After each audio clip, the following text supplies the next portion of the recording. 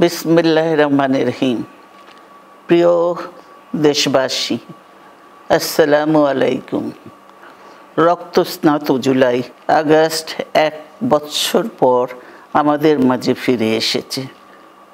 দীর্ঘ 16 বছর ফ্যাসিস্টদের নির্মম অত্যাচার, নির্যাতন, গ্রেফতার, হত্যা, খুনের মাধ্যমে গণতন্ত্রকে ধ্বংস করে এবং এক দলীয় শাসন ব্যবস্থা চিরস্থায়ী করতে চেয়েছিল আওয়ামী শাসক গোষ্ঠী। ছাত্র জনতার সম্মিলিত অভ্যুত্থানের মধ্যে দিয়ে ফ্যাসিবাদদের পতন ঘটেছে। সুযোগ সৃষ্টি হয়েছে নতুন করে বাংলাদেশকে গড়বার। এই আন্দোলনে যারা শহীদ হয়েছেন তাদের জানাচ্ছি আন্তরিক শ্রদ্ধা, আহতদের সমবেদনা।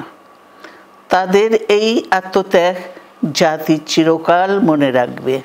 গুম, খুন, বিচার বহির্ভূত হত্যার শিকার যারা হয়েছেন তাদের তালিকা প্রস্তুত করতে হবে। দ্রুত বিচারের ব্যবস্থা ও রাষ্ট্রীয় স্বীকৃতি নিশ্চিত করতে হবে। প্রতিটি পরিবারের সম্মানজনক পুনর্বাসন ও নিরাপদ ভবিষ্যৎ নিশ্চিত করতে হবে। প্রিয় দেশবাসী, আমাদের সামনে যে সুযোগ সৃষ্টি হয়েছে নতুন করে গণতান্ত্রিক ব্যবস্থাকে প্রাতিষ্ঠানিক রূপ দেওয়ার, তা আমাদের দ্রুত সম্পন্ন করতে হবে। কর্মসংস্থান সৃষ্টি করতে হবে, জনগণের নিরাপত্তা নিশ্চিত করতে হবে।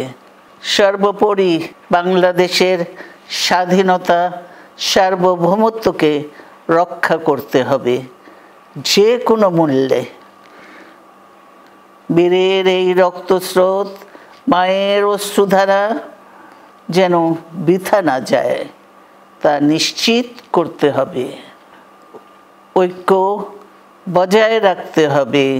আসুন আমরা সবাই মিলে শহীদ জিয়ার স্বপ্নকে বাস্তবায়িত করি কোটি মানুষের নতুন বাংলাদেশের নির্মাণের স্বপ্নকে।